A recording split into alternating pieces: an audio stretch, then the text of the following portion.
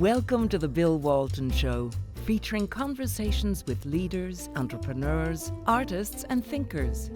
Fresh perspectives on money, culture, politics, and human flourishing. Interesting people, interesting things. Welcome to the Bill Walton Show. What do you think about the following statements? Small businesses are overwhelmingly responsible for job creation, innovation, and American prosperity. Small businesses are more productive than big companies, and small businesses owners are the core of democracy in America. Yet Washington, controlled by big business and engaged in crony capitalism, systematically discriminates against them. We all know this is true, right? Right? Well, no, these things are not true, or at least mostly not true. And here to explain why is Robert Atkinson, author of Big is Beautiful, Debunking the Myth of Small Business. Rob is founder and president of the Information Technology and Innovation Foundation, and he's one of the country's foremost thinkers on innovation economics. Rob? Joining me to share his insights into business and the economy is Ron Nicol, who led Boston Consulting Group's America's practice and was global leader of its Media, Technology, and Communications Group.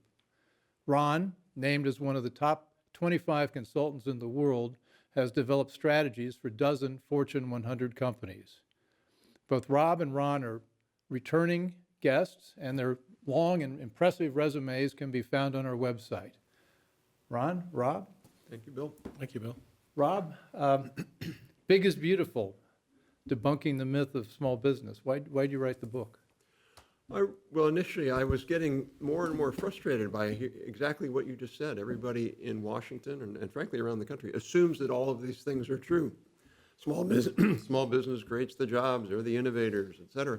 But when you really start to look at the evidence, so I started to just go and get government data, and what you find is it's almost exactly the opposite.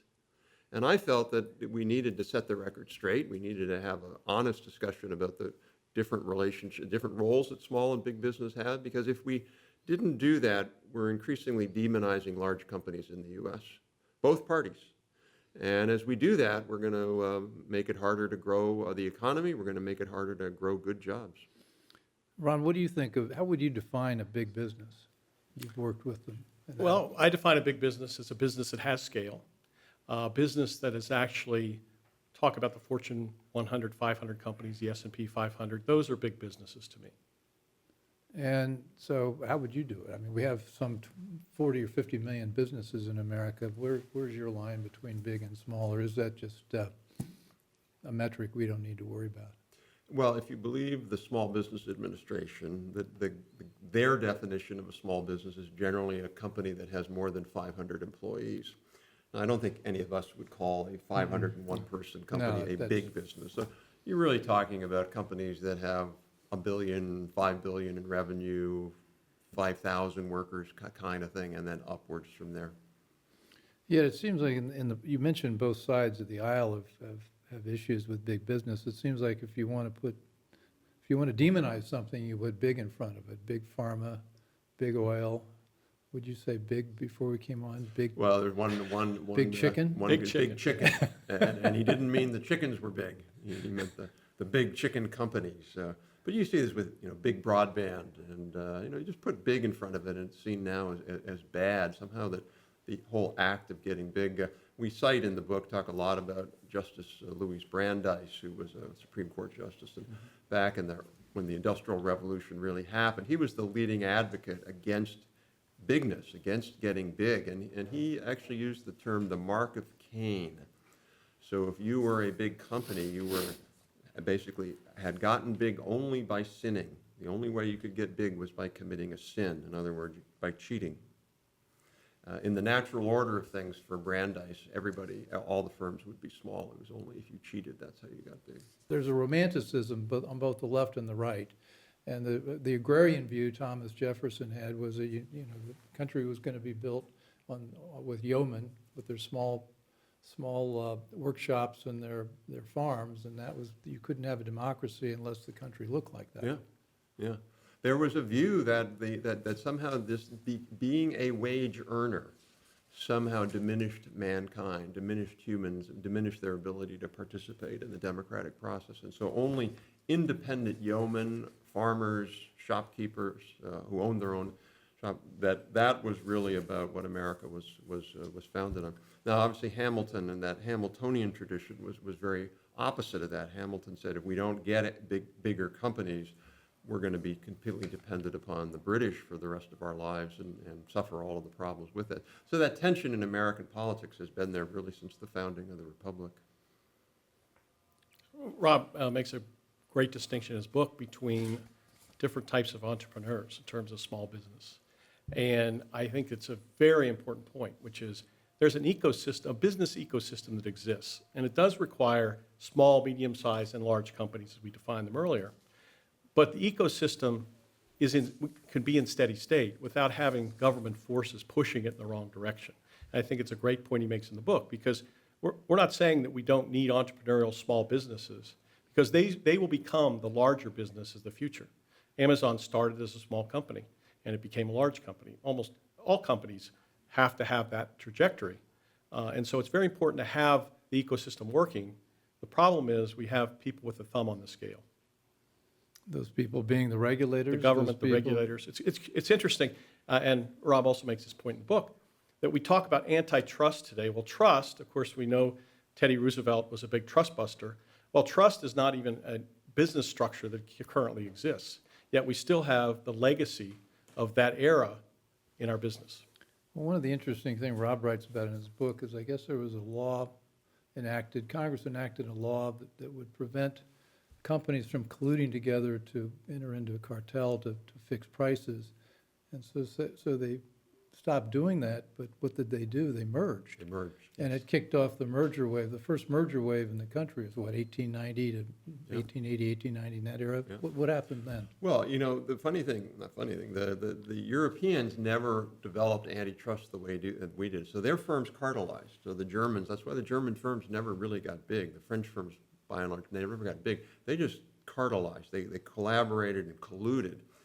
Our tradition was, we said, you can't do that. So these firms said, boy, with this new technologies that were coming about in the 1880s, 1890s, steel and machines and electricity, we've got to get big, we've got to get scale. So they merged. And that was the beginning of the big American firms that we still have today that we should be proud of.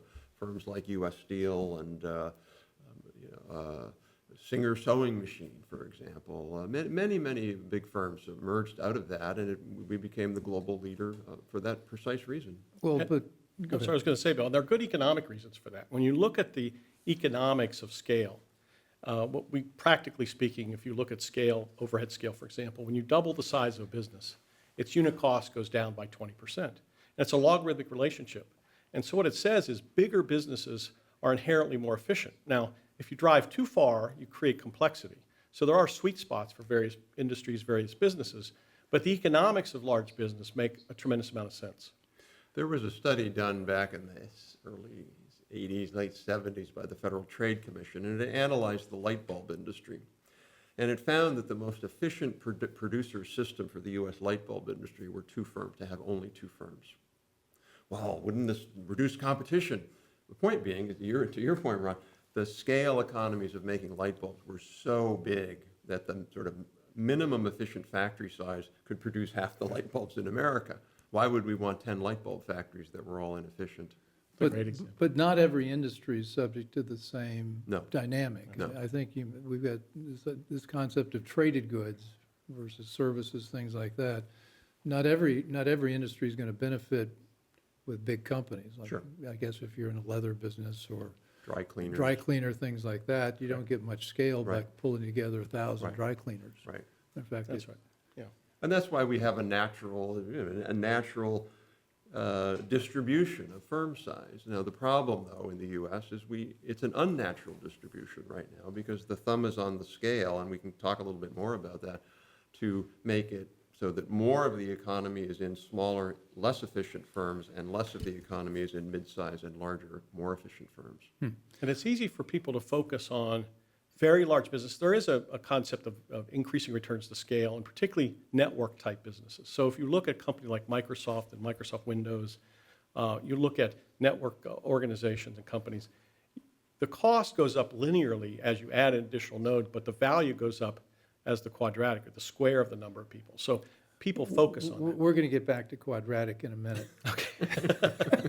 You're watching the Bill Walton Show. I'm here with Ron Nicol and Rob Atkinson, and we're talking about big business and small business and how the economy grows. So let's jump back to quadratic. We're talking about the scale that happens when a... Right, because as you think about it this way, is if you have a telephone business, you add an additional subscriber, you add the wire that goes to that subscriber, but the value for that subscriber is they can call everybody else in the network. Well, that's the economics of Facebook. That's the economics of many of these large businesses we have today, as I mentioned Microsoft earlier.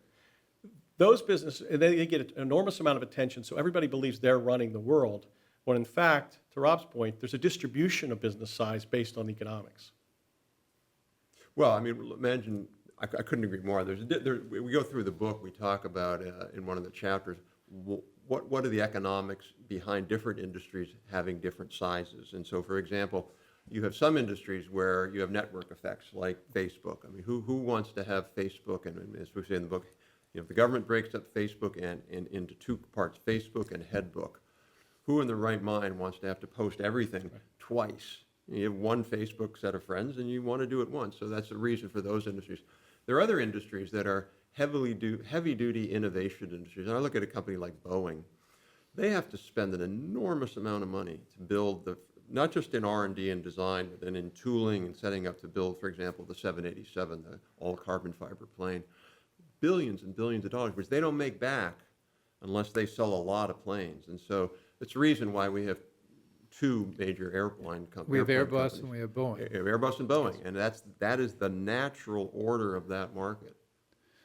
History lesson. We didn't start out with the big businesses. We had an agrarian economy in 1800, and then grew slowly through through that century. What were the triggers that we went from that economy to the economy we have today? Well, what I would say is railroads, where you had connecting markets together. So you had a natural aggregation from that point of view. Rob, what else would you say? Yeah, no, I think so. You're absolutely right, Ron. There's two things. There are changes on the supply side and the demand side. So railroads on the demand side. I'm a company and I've got a great factory, but I can only serve people within a 70-mile radius of me because that's only how far the horse and wagon can go that's economic. After that, it starts costing more. So there's another little factory there. With the railroad, all of a sudden, I can serve 600 miles, 1,000 miles. And so my factory can get bigger and bigger and bigger. That's one reason. That's one factor. The second is just on the supply side itself. So having technologies like the electric motor and better machine tools. I mean, think about also just technologies themselves. It never made any sense to have 100 car companies. In fact, at one point we had about 60 car companies in the U.S. In the 1910s. There was just lots and lots of little car companies, and I think we got all the way up to 300. Maybe it was 300. I think it's in the book. But eventually, it was like it made no sense because somebody was going to figure out scale, and it happened to be Henry Ford who figured it out first. And so you only had, at the time, 4 major car companies, maybe 5. And that was just because of the technology. And that's an enabled interesting scale. distinction because you've got process innovation. He didn't invent necessarily a better car. He invented a faster way to make the cars. Bill, it's a great, you're hitting on a perfect example, which is January 5th, 1914. Was the day Henry Ford announced the $5 workday. Right. And he announced, and just so you know, at the time, the going salary in Detroit was $1 or so an hour. So he essentially increased wage, per day. He increased his wages by 5 times. Now, the headline of the Detroit newspaper was, Henry Ford works for the working man. Look what he's doing. The Wall Street Journal was, Henry Ford destroys American business. So what was Henry Ford doing? Well, Henry Ford was no one's fool. There was a great cartoon in one of the newspapers that showed one of his factory workers pulling up to the factory, getting out in a raccoon coat, and being escorted into the factory. Well, what was happening is he couldn't keep his workers. His attrition rate was extremely high. And the reason is because those workers could go over to the Dodge brothers and build the entire transmission, where on the Henry Ford assembly line, they were tightening a lug nut. And so it was a very boring job. But the economics of assembly lines dominated, and that's where we ended up. And so that's why that business became so large, because it moved from the job shop business to full production. It was also so much more productive that he could afford to pay $5 a day Exactly. and still make a profit and sell a cheap, low-cost car, That's low-priced car. So the technology changes, we had the railroad, that was an innovation, and then we had the electric motor, electricity, and there was, though that we could create new products with that. The first wave was the railroad, when big is beautiful, and then the manufacturing companies in the 20s. The manufacturing companies, both Sure. what they would call discrete part assembly, which is a car, but also flow. So things like the chemical industry or the wood products industry, those you develop, very, very big, expensive machines to put product in one end and outcomes, inputs in one end and outcomes products. That was another factor. But what's interesting, Bill, is one of the things we did is we looked at the evolution of firm size in the U.S. And what we found is in the last 40 years, the average manufacturer has been getting smaller. Part of that, I think, is China, but part of it also is what people call flexible manufacturing technology. It's easier now to customize products with technology and manufacturing. So you can make, you can be a company that makes like really cool ones of these, and you don't have to be as big as you might have 50 or 100 years ago. But it's just the opposite in the rest of the economy because of information technology. So insurance, banking, a whole set of sectors are getting bigger, and that's all to the good because, as we point out in the book, and as Ron, as you mentioned, the bigger you are, the more productive you are. I thought the internet was going to allow smaller firms to be Everybody at thought scale. that. Why was I that think wrong? Rob made a very good point earlier that there is a natural distribution of firm size. And within that distribution, by the way, when we talk about big business, as we tried to define earlier, in the range that we talked about, there still is a change in that distribution. So big businesses are changing.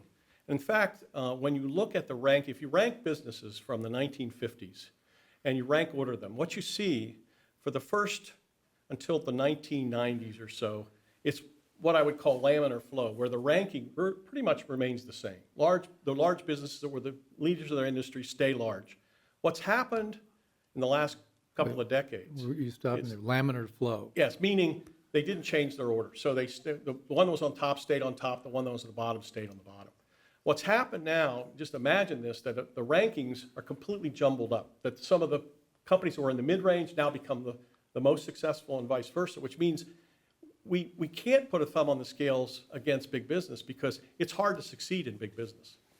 Well, the thing that we pointed out about the benefits of big business, I guess, is illustrated by what Henry Ford did, $5 a wage. Workday. And big business pays better.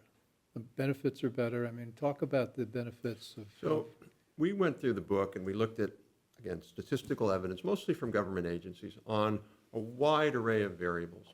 Big business pay, again, these are all averages. So some small companies might do great, some big companies not so great. But on average, they pay higher wages, they're more productive, they export more, they do more research and development, they injure their workers less, they lay their workers off less, they have a higher share of women and minorities, they pollute less, they spend more on, and they do better on cybersecurity, there are fewer cybersecurity breaches, you name it. The only two areas where one could maybe say small business gets to be tied is, one is job creation. Now, the mythology in the U.S. are small business are the job creators. Reality is, if you go and you track, as the government does, they'll look at every small business created, let's say in 1995, and they create a lot of jobs. And then they follow that cohort. Each firm, every single year, that cohort loses loses employment until the year 22. So small business creates a lot of jobs. They also destroy an enormous number of jobs. They're just on a revolving cycle, unfortunately. Somebody starts a business, it fails, they might start another one. It's really big business that has created more of the jobs in the U.S. And that's a great point, Rob, because that also shows why you have stability in the workforce in large firms, because people know they have a secure job. And actually, people will sometimes take more career risk in a large firm because they will do that to get ahead and become successful. You're watching The Bill Walton Show. I'm here with Rob Atkinson and Ron Nicol, and we're talking about business, big business and small business, and the economics of how big businesses get big. As I was thinking about a spine for the show, I mean, this is an extremely complicated topic. We're talking about microeconomics, macroeconomics. We're talking about comparisons among countries, things like that. But as I'm hearing you two talk, I'm thinking the economics are pretty well known in a sense of if you're in a particular industry, if it's susceptible to innovation through technology or scale or managerial excellence, which is a soft technology, you can get pretty big and successful. That's almost a science. I don't know if it's quadratic, Ron, but it's a science. On the other hand, we've got the politics. And what I was fumbling around for at the beginning of the show, and I was trying to get we have this idea of producer republicanism, and then the other one was market fundamentalism. And it seems like we know how the economic models work, and yet we've got the political theories, libertarianism, progressivism, all the sorts of isms and things like that that interact, and it creates our the bias against monopolies and things like that. Talk to how the politics interact with the economics. So, part of the politics is just, you never lose by kissing a baby on the campaign trail, and you never lose by praising small business. Unless you're Joe Biden. Then you might. So it's just one of those things, politicians naturally, we go back and look at, John F. Kennedy, Johnson, Reagan, Ford, Bush, Clinton, they all sing the praises of small business. But it's more than that, though. I mean, there was an op-ed that we cited that Speaker Paul Ryan wrote before he became Speaker, obviously Republican leader. And the title of the op-ed was Down with Big Business, which is really, you think about that from what you used to think the Republican Party was to more recently where you could say down with big business. So what was Speaker Ryan thinking about? Well, he was worried that big business was, it was too big, it wasn't about market forces anymore, and also crony capitalism, they were influencing Washington too much. So on the sort of libertarian right, and this goes all the way back to Hayek, a famous conservative libertarian economist, if you will, they just feel like the natural order of things are price-mediated markets. In other words, I sell you something, you buy something, it's all done. Whereas John Kenneth Galbraith back in the 50s talked about that there's a planning sector. And remember, when companies are so big, not everything is pure market, if you will. I think Galbraith went overboard, but that's sort of the fear. Well, we want markets to work, and the best way for that to work is for you to have 5 people, and you to have 6, and me to have 12. That's one thing. On the left, what you have now is what we call producer localism, progressive localism, where the view is, boy, these big companies are suspect. They're foreign in the sense of they're not part of us anymore. And we just want everybody to work at a local bakery, that maybe a worker-owned local bakery, because think locally, think globally, produce locally, act locally. It's just this.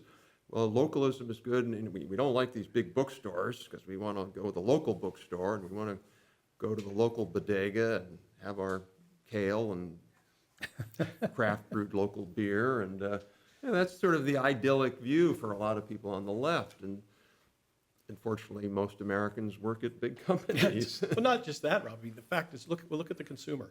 Everyone romanticizes the small business, yet how many people order from Amazon? Yeah. They love the big business, the economics they afford, the convenience they afford.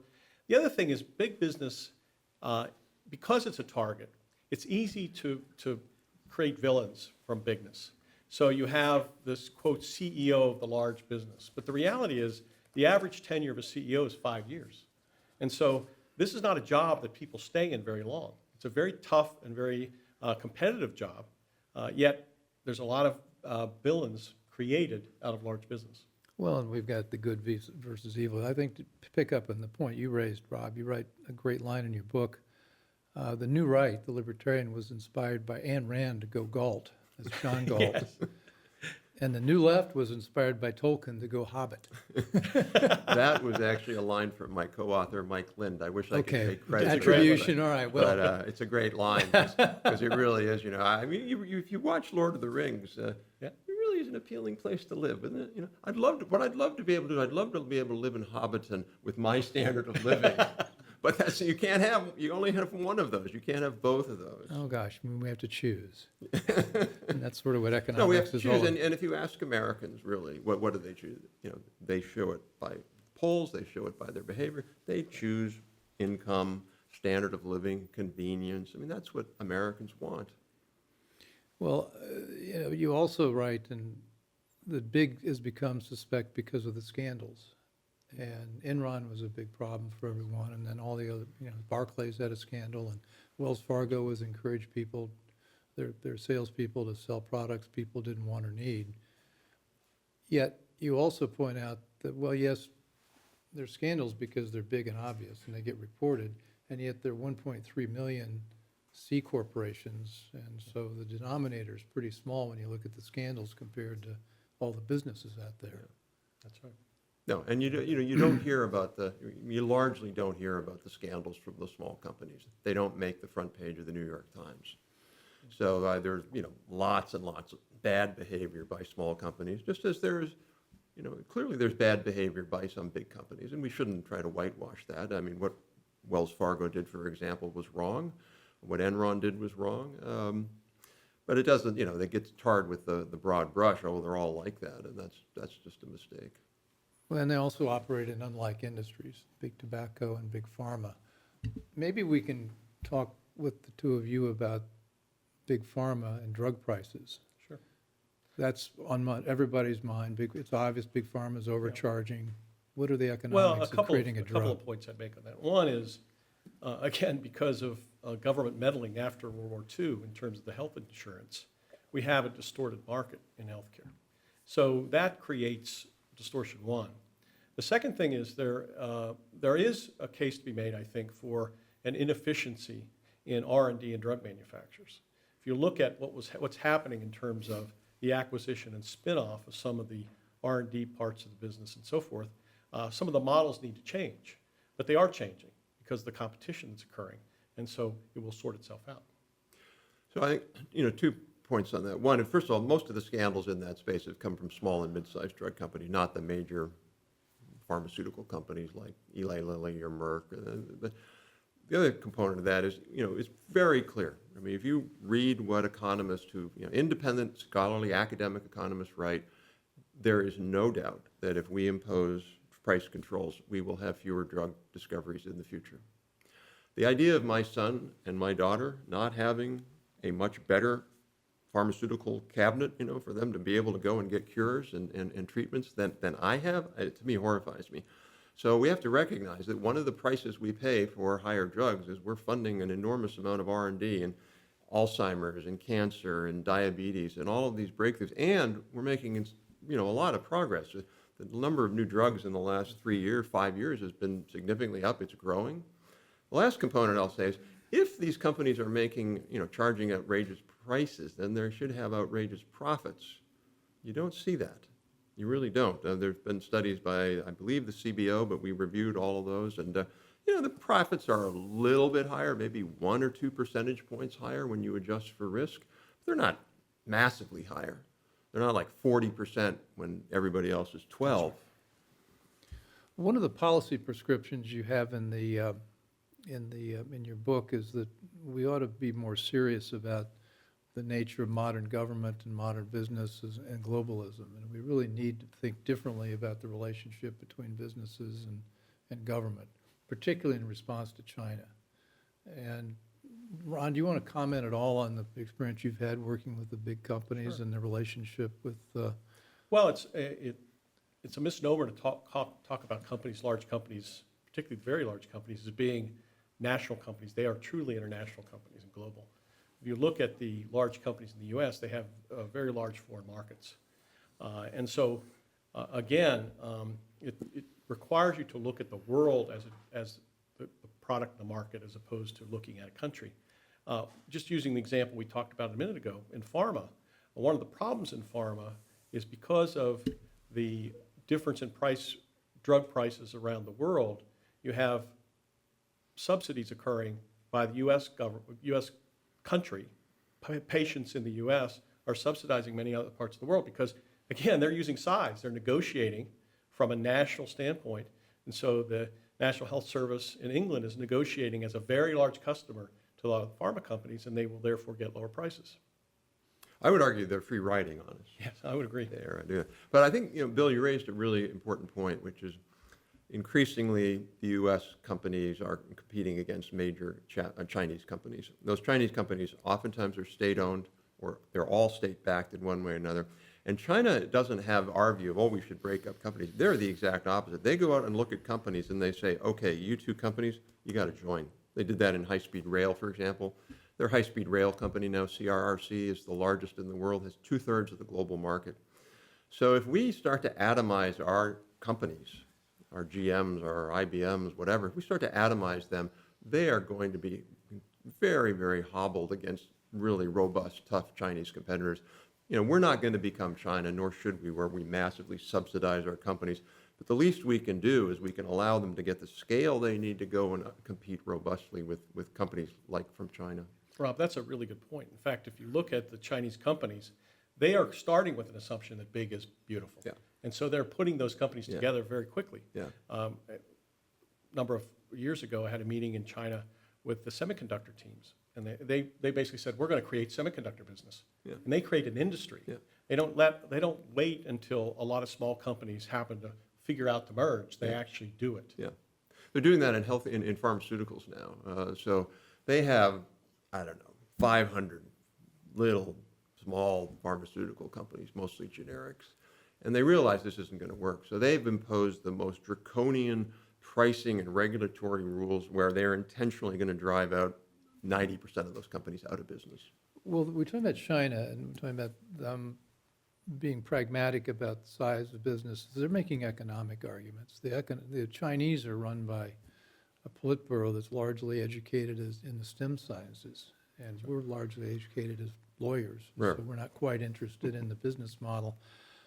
But it does get to one of the questions I have. I think one of the reasons big businesses become unpopular is unsure to which country they owe allegiance. Oh. And Sure. you see that when the tech companies go into China and they agree to give away certain kinds of technology, and we talked about this before, because they want to make their quarterly numbers. And so there's this feeling that maybe the U.S. companies haven't been loyal to U.S. national interest. No, that's absolutely true, Bill. That happens. I mean, an example we were talking about earlier is Google, where you have an interesting situation where Google is assisting the Chinese in building their infrastructure and technology. And at the same time, their employees in the U.S. are lobbying against the working with the U.S. government. Well, not only lobbying against it, but they shut it down for the time being. I think they may be back involved again, but I agree with that. But the key thing there, I think, is there's really kind of two views, two sort of answers, and both are wrong. One is somehow we should just, oh, you big companies, you're being disloyal and you should be more loyal. Okay, well, that's not going to happen. You get the CEO who decides to do that, they're going to be out of their job, not in 5 years, but in 1 year. That's right. The second answer is really what the progressive left wants, which is, well, let's just give up on big companies. We'll just have an economy of small companies, maybe 100 workers at most, and we know they'll be loyal to the U.S. I think the right answer is you have to have incentives that better align the interest of big companies with American interests. And we do have our own interests. We have interest around defense. We have interest around good jobs. We should use incentives to get better alignment, I would argue. But who would be the we in that sentence, and who would be creating the incentives? I mean, how do develop a consensus? Seems to me the reason I wanted to talk about this is we've got to develop a consensus that big is not bad. Right. And as you put it, big is beautiful for a lot of very good economic reasons, but also, people live a lot better. We love all the goods and services. So how do we? It's a good question. Here's what I would say. I'm a believer that you certainly don't want to overregulate, but at the same time, it's all about the level playing field. So if you look at all the issues around trade, the argument that's being made, and I agree with it, is fair trade makes a lot of sense, where we have a lot of disadvantaged trade agreements today that create distortions in the markets. A lot of these companies, and we talked about Jeff Imholt a little earlier, but before he left as the CEO of GE, he made a point. He said, the old global model is dead. We are going to be localized in most markets around the world. And it wasn't because GE wanted to be localized. It was because they were being forced to localize by governments, and that's the failure of the global trading system at the WTO. If it weren't for these policies, a lot of American companies wouldn't have offshored as much as they did. They were forced to offshore, called localizing production. I won't say who the firm is, but certainly a Fortune 100 firm that I know of, were told by the Brazilian government, if you do not open a factory here, you don't get market access. Simple as that. You're watching the Bill Walton Show. I'm here with Ron Nicol and Rob Atkinson, and we're talking about business and economies and how America can more effectively integrate its great businesses with America's strategies here and abroad. Consumer interest versus producer interest. We've had a I think a consensus in America that it's good to offshore, it's good to do things, go to the lowest cost place we can because that's going to drive consumer prices down, and that is good. And yet now we're seeing a school of thought, and I think it's come rising out of what Trump has brought to the table, this elite versus the rest of us. A lot of America has been left behind. And Orrin Cass, for example, has written, I think, interestingly Sure. about how we need to think about producer interest, that Sure. is the working man, in addition to just lower prices. Thoughts? Well, I would just say this, Bill, and it's a theme, which is when you interrupt the equilibrium that exists in markets, and by the way, there are necessary checks and balances on markets. But as you say, when low-cost labor is available in other parts of the world, people will move to use that low-cost labor. And so today there's a lot of discussion around having firms, the governance be based on stakeholder as opposed to shareholder value. And what that means in the extreme case is forcing a number of people, for example, employees on the board. This is what the Business Roundtable did. Yes, did recently. yes, and some of the candidates for president are making a big deal about this. And I would argue that we have a fairly fluid and competitive labor market in the U.S. In fact, I would argue, having worked for 30 years in various parts of the world, that the U.S. labor market is one of the most fluid in the world, where in the U.S. we have employees at will. So that means they can leave when they want, and it means that they can be fired at the will of the company.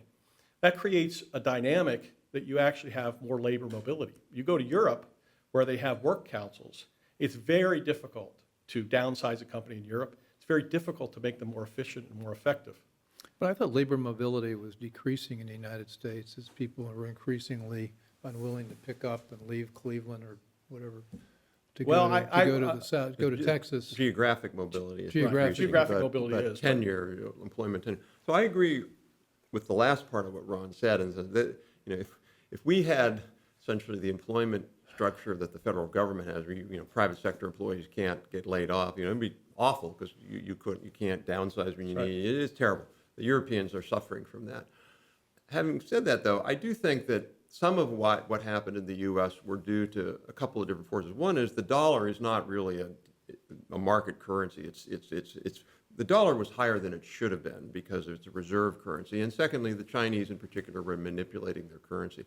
If those factors were not, and subsidizing, if you took away those factors, you would still have offshoring. We'd make T-shirts there, but some of the offshoring wouldn't have happened, or it would have happened more slowly. So part of it just was the amount and the speed was somewhat artificial. It's not to say that we can keep all of that. It was a ridiculous notion. We can't keep all of it, but we could have slowed it down and kept some of it.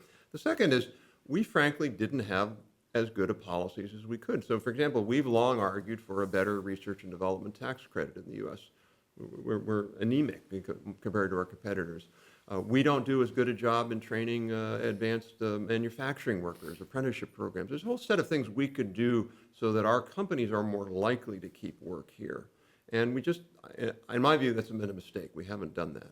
I agree with that, Rob. And I could give an example I would use is the IT services business as an example of an industry that rushed to outsource. A tremendous amount of resource went to India, went to other markets. And what's happened is the reaction in the U.S. has been to automate, and a lot of that labor now has been bid up in those countries, and that labor arbitrage is going away. So I think it's a temporary in most businesses, and I also agree with you, it's more in the commodity business where it's prevalent than in the more high-tech businesses. But we could have policies, for example, to support more automation. Like I'm a big believer in using the tax code to support capital investment. And if we had done that consistently, and if we continue to, then we'll get more automation. That makes us more cost competitive. So you think about it, we don't have to compete on Chinese labor costs. We have to compete on Chinese product cost. And we can have higher labor costs as long as we're more productive. And so if we work on those kinds of things. How do you change the tax code to bring that about? Well, you can do a couple things. One, I think one of the benefits of the recent Corporate Tax Reform Act of a year and a half ago or so was it allowed what's called first-year expensing. So if I buy a big machine, I get to write it off on my taxes in the first year, as opposed to depreciating it over 5 or 10 years. And secondly, the prior version of that, to go back to this whole point, the prior version of that for years and years and years was small businesses could expense all their equipment investment, and big companies could expense almost none of it. So this tax provision changed that. I thought that was a step in the right direction, but it was only a 5-year provision. Well, let's develop that. Small business has been subsidized. We've got their own small business administration. We've talked a little bit about the political preferences. Frankly, there are, 35, 40, 50 million small businesses, and they all vote. And that's why I think politicians are paying attention. And Rob, what do we have, a couple thousand CEOs? And Much they're smaller, outnumbered. Bill. Much smaller. So how do you level the playing field so we have economic policy that doesn't say big is good, or big is bad, small is good? Well, what's funny is one of the biggest, I got 2 complaints for this book. One is that I hate small business, which is wrong. I run a small business. The second is that, clearly the fat cats are in control of Washington. And my only response to that is drive down First Street Northwest and look at this giant building that on the top of it says the National Association of Realtors. So when you're big enough to have your own building 2 blocks from the Capitol, you've got a lot of power and a lot of clout. The realtors are all small. They're little small independent realtors, and yet they have their own lobbying organization. So to your point, Bill, the National Federation of Independent Business, the beer wholesalers, when you go down the list, you look at the big money lobbyists, some of them are big companies, but many of them are these aggregations of small companies. I think the short answer is, how do you do that? You have to have the conversations we're having today. You have to make policymakers understand that a level playing field for America is going to mean a more prosperous and competitive America. And I think that the level playing field is exactly the right point, which is stop trying to meddle, stop trying to put in forces and incentives that create distortions. Let the market work. Now, it doesn't work in all cases. We need places where we have to influence that. But generally speaking, it can work. But have you looked at the tax code recently? Yeah, it's quite large. So It's there have very been a couple, unlevel. there have been a I've used couple- one of my Ron words to describe couple of that. very good studies, one by AEI, American Enterprise Institute, another actually by the Congressional Budget Office. And if you had a neutral tax code vis-a-vis size, small companies would be paying something on the order of $100 billion a year more.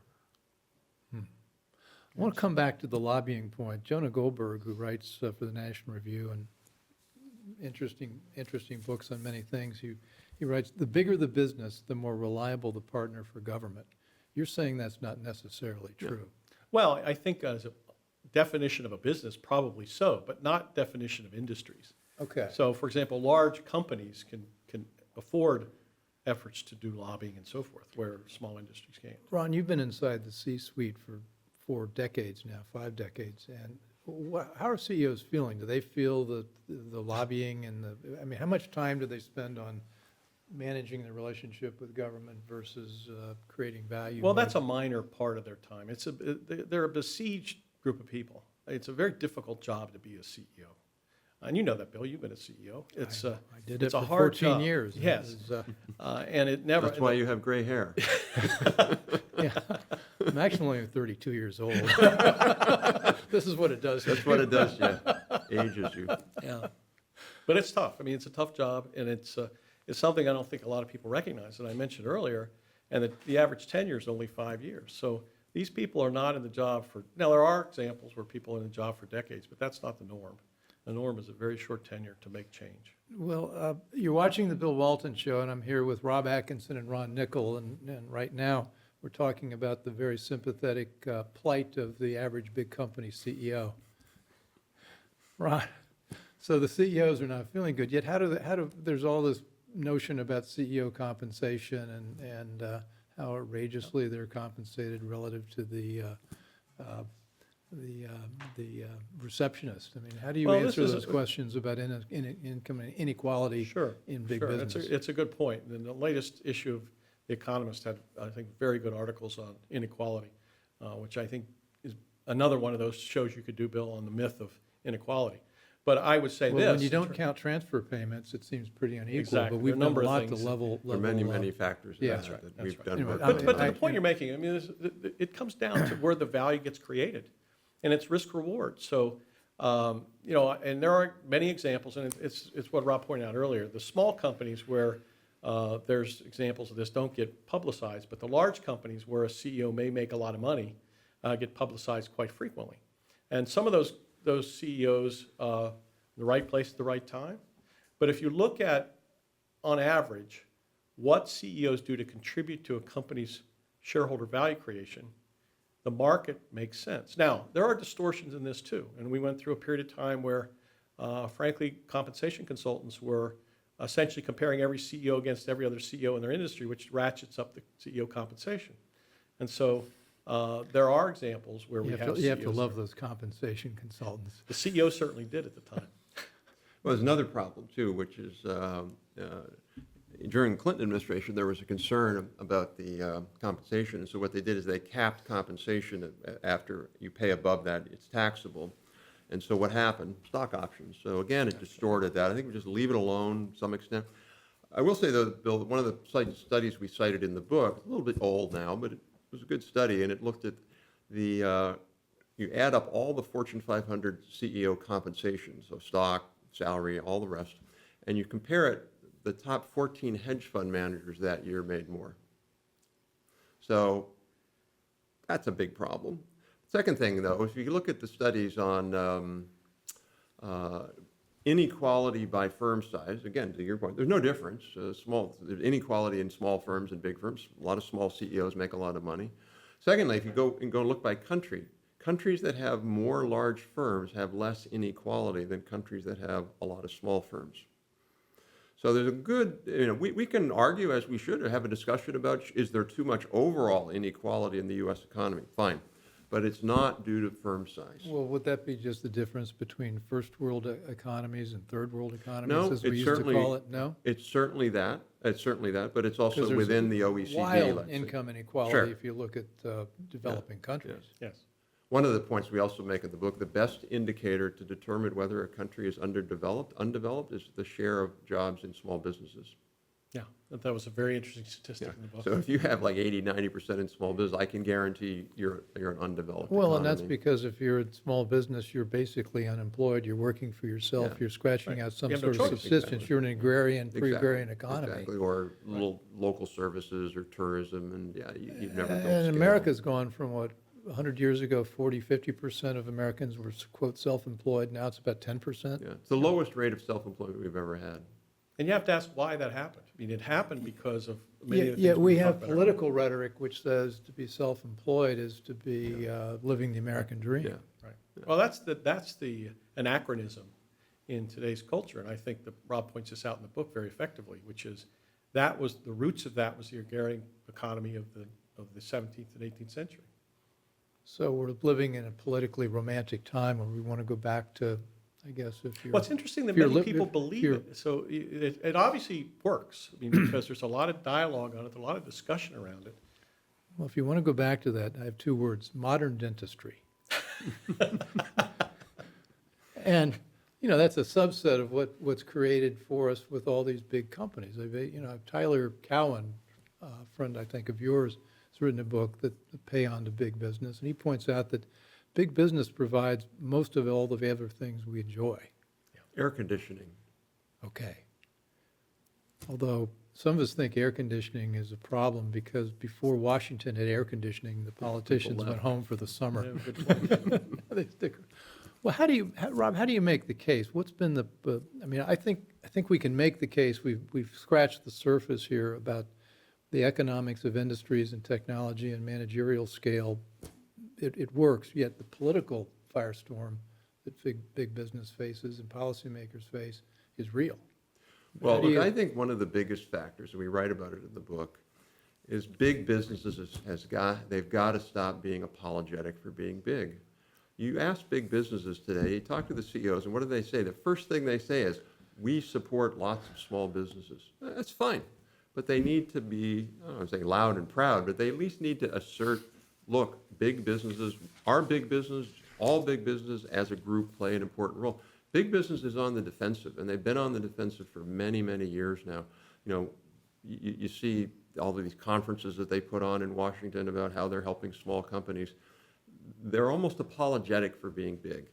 And as long as they keep doing that, it's going to be hard to have support for it. And I think it's going to hurt the country, because when you have the CEOs of large businesses that are very successful apologizing for it, or trying to change the mission of the company from shareholder value to other social objectives, you're changing the reason the company is successful. Well, what's your take on the shareholder value versus the stakeholder Stakeholder. value? The Business Roundtable came out and they said, I don't agree very much with it. I mean, I would say this, that I think. I tend to fall, but you've got to make a profit before you can do all these other things. Yeah, I think that society should have and does have mechanisms to accomplish those other goals. Companies should exist to create shareholder value. And it's not the short-term quarterly, and that's a problem. The short-term quarterly focus of CEOs and CFOs of companies is a mistake. Shareholder value is the net present value of the future cash flows. Now, you can't measure that because in the future, but if you run your business based on that, you'll be much more successful, and the country will be much more successful. Look, I think part of the reason why this focus on stakeholder value came up is because there were too many companies, big companies, that focused on short-term value creation. So they were willing to sacrifice long-term value creation. Oh, we're going to cut R&D so we could meet our quarterly earnings targets. A lot of people know that's going on, and people are rightly frustrated. Is there a with lot of that. evidence of that? There or is a lot of there's evidence of that. Yes. There's a lot of evidence of that. Yeah, I would agree with that. Yeah. And so I think part of the answer is, how could we better align what societal interests are? It is in the interest of society to have profitable companies in the long run, Well, and we don't do that. you know, we mentioned I ran a public company. Do you know what it's like to go in front of your shareholders every 90 days? Oh, sure. Yeah. I was And on you a, basically want to say, well, you know, not a whole lot's changed. Yeah. I mean, we've got some fluctuation in the numbers, but we're still pushing ahead. You don't get to say that. But I would argue, I agree, it's a very difficult thing, and I see my clients go through this all the time. I think the best ones are the ones that keep the eye on the big picture and focus on the long term and create short-term success. And not always short-term success, but if they can explain what they're doing with a strategy and be clear about it, shareholders would give them the break. I think it's very complicated because I think, as you point out, the average CEO has been on the job 5 years. It takes about 2 years to really learn what the job is, and then you become lame duck. Yes. And so you get about 2 or 3 years of effectiveness. It's hard to Very difficult. hard to not think short term. And I don't know how you align, but I think maybe that's a topic for our next show as we figure out how to align CEOs with long-term value creation. Are there any examples of anybody who's done that, the companies that you feel have thread that needle? well, I was at a discussion with Michael Dell recently, or a year and a half ago or so, and Michael Dell was the happiest clam in the pond because he had gone private.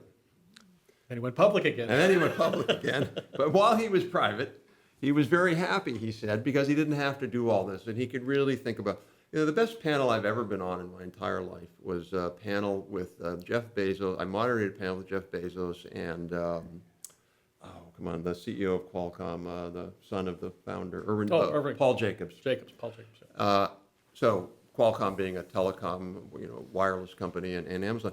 And the last thing in the world these guys were short-termists. It was their company. They had a vision. They wanted it to go for the long run, and they were willing to make big bets, risky bets. Good example. And I think there are companies like that where the owner and the manager are more aligned. Sometimes when you just have professional managers, especially if you got a 5-year, 10-year man, if you don't get that stock price up, you're out. So, fixing that is a hard problem, but it is a problem. And also, just one other example, you mentioned Amazon. Amazon, for many, many years, made no profit. Yet the message was clear. They were growing. They maintained shareholder value, didn't have those short-term results necessarily, but created a tremendous company. There's the solution. Now, I'm sure there are lots of CEOs who'd be happy to be given 25% of their company in exchange for their salary, but that's for the next show. Unfortunately, guys, we've run out of time. I feel like we just scratched the surface of a complex and interesting topic. And Rob Atkinson, I'd really like to thank you for this because you, it's Bill. a real contribution to Thank the you. debate and counterintuitive, and you take on some things that need to be taken on. Somebody once asked me when I interviewed with them, well, no one agrees with you, so why did you write the book? Well, that's why I like the book. Big is Yeah, I do beautiful. too. It's very good. And Ron Nicol, thank you. Thank you, Bill. I'm glad you've taken time away from helping big companies succeed and sharing your insights today. So thanks. And that's it for now. Thank you for joining us, and we will see you back on the next Bill Walton Show. Thanks for listening. Want more? Be sure to subscribe at thebillwaltonshow.com or on iTunes.